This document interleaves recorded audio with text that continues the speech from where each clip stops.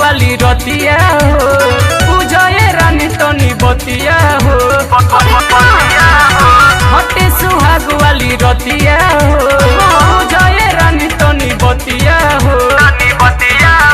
तनी छुअल पतन किसा हमारा से रूसा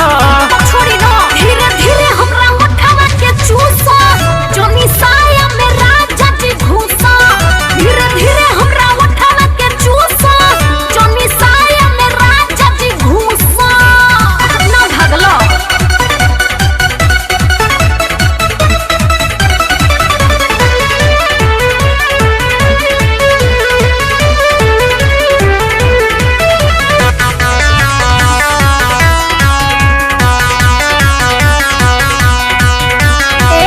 काहे खातिर बड़ा राजा इतना खखुआई ताजा ताजा बाटे नहीं बाटे अरुआई हरे तनी कंट्रोल में रही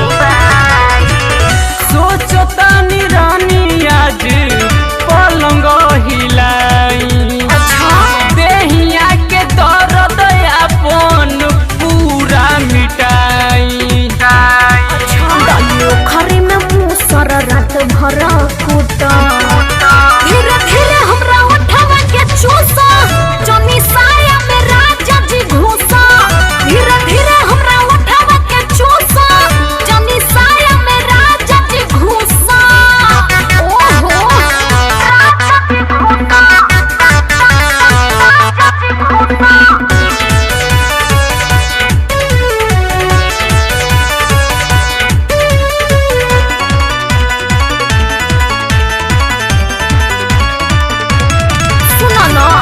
आदित आशिकाना लागे करब तू जियान हो हमरो के करब झूठो खानी परेशान हो अरे भागो ना मन तू जनबी से सीखनी तरी